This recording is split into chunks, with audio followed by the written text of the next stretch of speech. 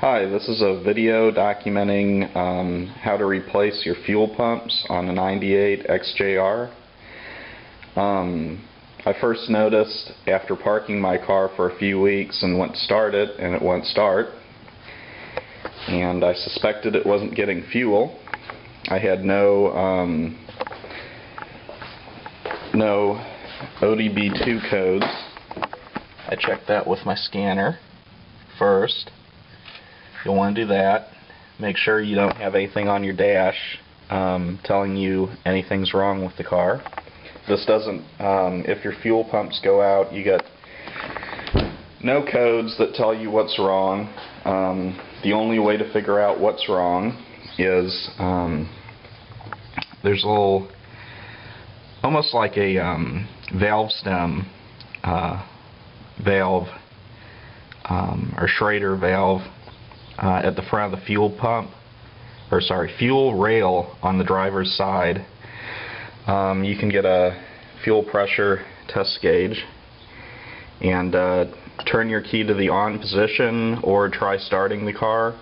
See if you get any fuel pressure in this. I got absolutely zero. A little safety note, don't use your finger or a screwdriver to depress the valve at the end of the rail, because you can shoot fuel all over you and all over the electronics of the engine, possibly catching yourself on fire. There's positive right here. You get the picture. Okay, once you have no fuel pressure, we need to figure out why you're not getting fuel pressure. Once you established you're not getting fuel pressure at the fuel rail, it's probably a good time to remove the carpet from your trunk, as you see there. And on an XJR, there's two relays that control the fuel pumps, because there's two fuel pumps. It's this relay here and this relay here. Corresponding to fuses, I believe 7 and 15.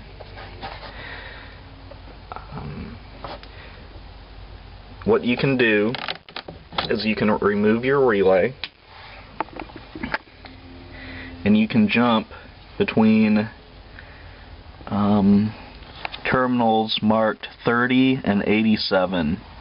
So basically from that horizontal one there across to this vertical one here. On this relay plug position and this relay plug position. And you can use your test light and see if you're getting electricity positive to one of the sides of this fuse and one of the sides of this fuse. And then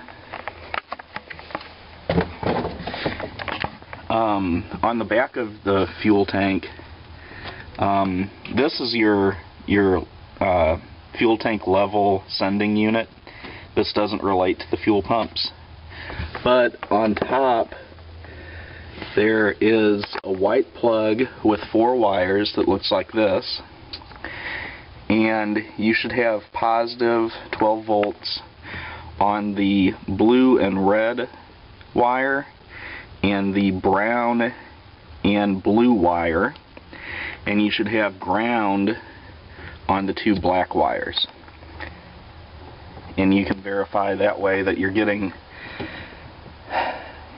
the circuit completed to the top of what they call the EVAP flange, which is at the top of the fuel tank. A little addendum to the fuel pump relays is that only one relay will turn on power to the fuel pump for 1 second when you turn the key to the on position. So if you don't have a helper, it's kind of hard to verify that your relays are switching.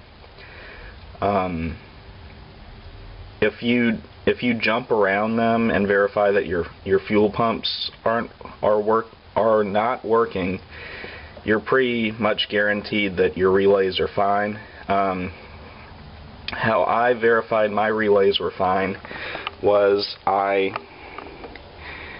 put both relays in,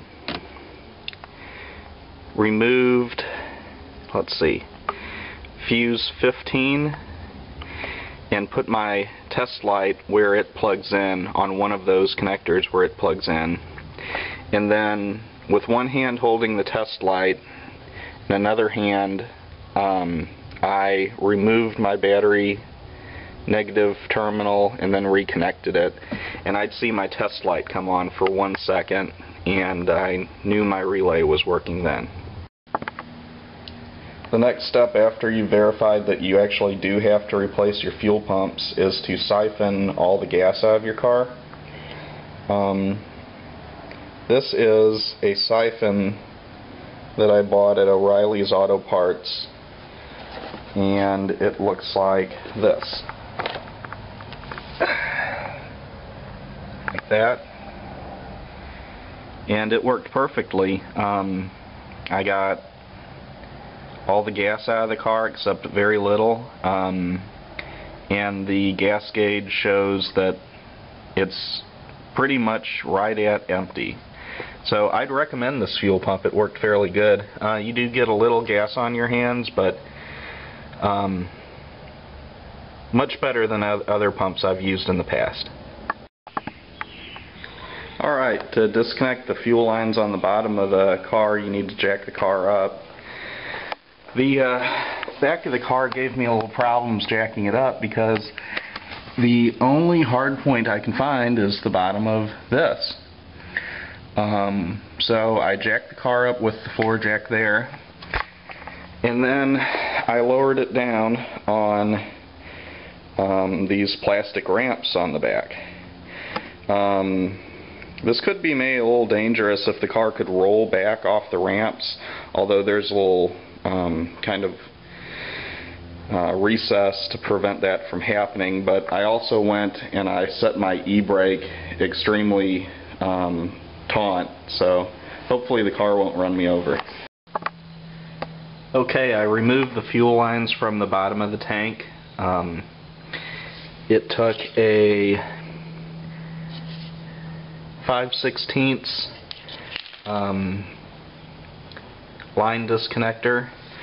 This type of line disconnector will not work because this part will run into the tank before you can push this part up and release the hold on the line. So you have to get a low profile kind like this. I didn't get a lot of gas dripping on me doing this, but I guess you might if your fuel tank is more full than mine. And it's very difficult to do, but you can do it, and you have to reach from the front of the rear end towards the top of the rear end, and basically attack it from the front of the car. A note on carpet removal: the piece of carpet that would have been here had two holes here, here and here. You could just reach behind the panel and kind of pop them out. You don't have to twist them or anything like that. Over on this side, this panel just pops out. That's the only way I can describe it. There's no clips that hold it besides just it's fit into grooves around the sides. Alright, remove the tube that goes from, basically if you splash too much gas in the car or overfill your tank, it's a drain, just down to here, and it just drains out below the car. It's a black plastic tube, and you'll have to remove a clip on the bottom of the car. Then I used a hook to get the spring off, to disconnect the filler neck from this rubber housing that it's in. Now, depending on what day it was and who was working at the Jaguar plant, this wiring harness right here is ran through this area of your fuel tank lines that will actually prevent you from removing the tank from the car. Mine was run through there. If you disconnect various leads that go to the fuel filler neck, the rear tail lights, and the the turn signal lights in the back, you can get this wire free and route it the correct way outside of the fuel tank. Then you can remove it from the car. Okay, now I've got the tank mostly out. You can't see that, but you actually have to pull this side out first, and then this side to get to clear the trunk hinge. And I had to remove the line that went to here. I got about halfway out, and now I have to remove the ground strap. Probably would be a good idea to take your battery out when you're doing this. Mine had a terminal cover on it, and it's disconnected, but probably a better idea to just remove the battery from the car. Here's what the tank looks like out of the car. I'll just do a walk around of it here.